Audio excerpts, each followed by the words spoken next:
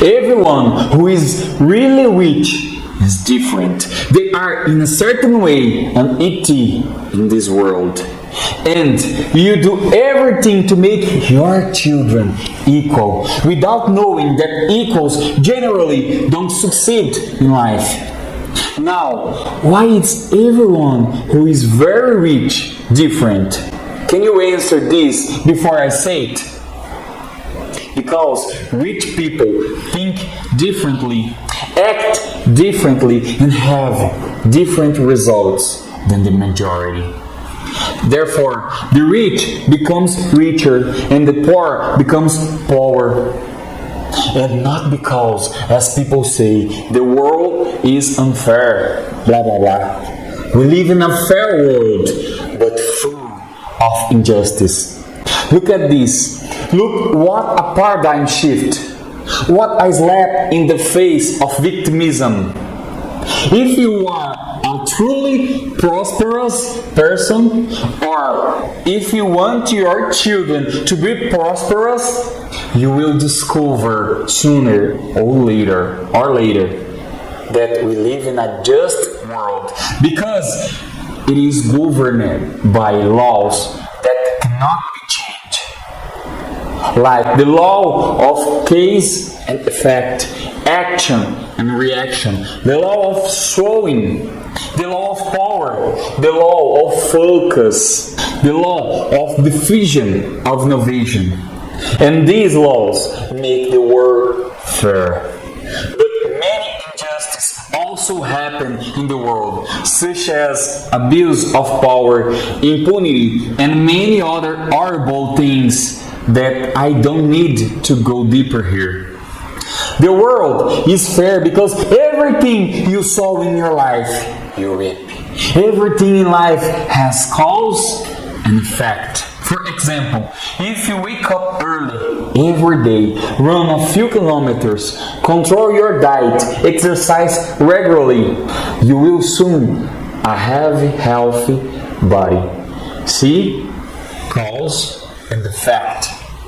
But my intention today is to show you how the world and society mold equal people. I'm going to tell you a story. This is one of the most important stories you will see in your life. It guides me every day. Every day I see these stories repeating. Some scientists did an experiment with several monkeys in the laboratory. In a scientific experiment, a group of scientists placed 5 monkeys in the cage.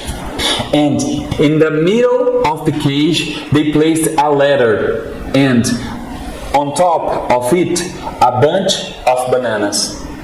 Can you picture it? Let's continue.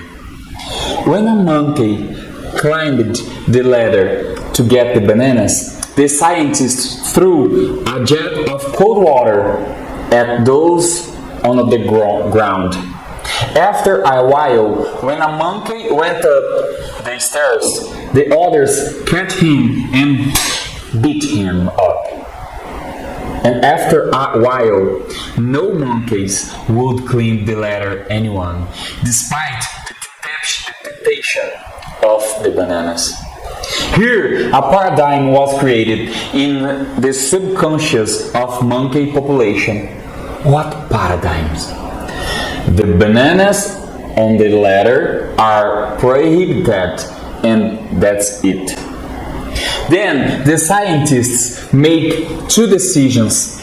First, they would no longer throw water at monkeys that tried to climb the ladder. 2, they would change the monkeys in the cage. So the scientists replace one of monkey with a new one. There is 5 and they replace 1. The first attitude of the new cage resident was to climb the ladder, of course. And what happened? The new monkey was taken away by the others, who beat him up. After a few beatings, the new member of the group no longer climbed the stairs. A second was substituted, and the same thing happened. With the first substitute enthusiastically participating in the beating of the newcomer. Are you paying attention? This story is very important, and you tell it to your children today. A third monkey was replaced, and the same thing happened. A quarter, and finally, the last of the veterans was replaced. The scientists then started with the group of 5 monkeys who, even though they had never taken a cold water bath, continue to beat the one who tried to take the bananas. If it were possible to ask any of them why they beat anyone who tried to climb the stairs, the answer would certainly be, I don't know, but the things have always been like this around here. Have you ever heard this phrase in your life? Have you ever said this phrase in your life? And that's the point. We simply accept the paradigm and imaginative truth. That's how we behave like the monkeys in that cage. We don't question. We don't become aware of things. We don't understand that the rules may have changed. Well, if reality has changed, probably the rules has changed, right? I will repeat it. This story is very important, and I always use it in my life. Since the market and the world of money is always changing, that's why it's so important to question old paradigms. The rules of the world are always changing, and along with them, we have to shape your behavior. Do you want a simple and clear example in your real life that we behave like monkeys in the cage? After the world created artificial intelligence at the end of 2022, the world's paradigm completely changed. In 10 to 15 years, a lot of professions will no longer exist, and yet there are people telling their own children that they should be mechanical engineers or lawyers. We will live in a world where even some medical specialties will cease to exist because of artificial intelligence. In other words, the rule above has changed, and we continue to ignore it and continue to act the same way like monkeys in the cage. But the biggest problem is not the one I just painted for you. The biggest problem here is that, especially in childhood and adolescence, in everything you are different. You will be criticized, mainly because of their same age friends. If you dress like that, or if you think like that, if you have a funny gift that can bring you gains in the future, almost everything is a reason for criticism or ridicule. So, what paradigms remains? Being different is bad. I won't be different. The world will prune your children in order for them to be equal, and without the support of attentive parents, they end up becoming mere equals, that is, average. Average is not the word I want to say. The word is much harder. Are you really to hear it? Your children are being pruned by the world to be a mediocre. Someone average is nothing more than someone mediocre. And you know what else is funny? It's just that when they are adults, if they are different, they will be better than the equals. Why do you think the vast majority of the world's money is in the hands of a few individuals?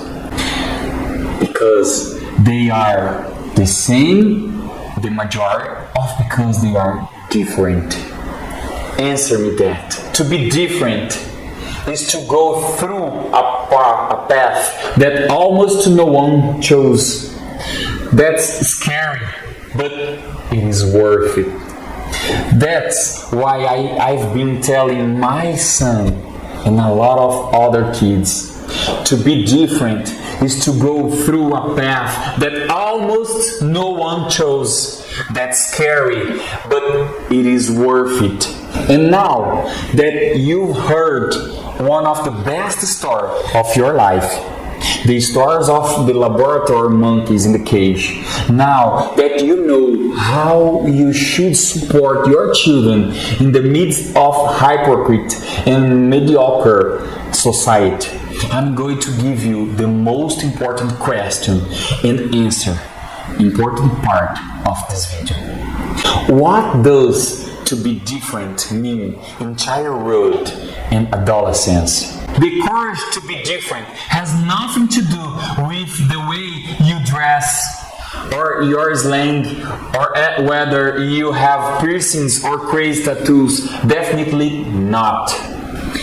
Being different in life means having a defined objective, a purpose, and follow it regardless of the opinion of the others. Repeat that after me. In fact, write down so you can tell this to your children. Being different in life means having a defined objective, a purpose, and follow it regardless of the opinion of others. Only when you understand this, you can really be different and say no to the paradigms that the world imposes on you. And to finish this video, I'm going to tell you something that you may have already had, but I guarantee you've never had it the way I'm going to tell you. Do you know why 90% of world's wealth is in the hands of 2% or less of the world's population? Because these 2% dared to be different. They are different from the other 98% of the population. And you are putting pressure on your children to be equal in order to be accepted by society. I don't want that for my son. Share, leave a like if you like it. I hope this video reaches 1 million of people. But if it changes your vision, the content is worth it.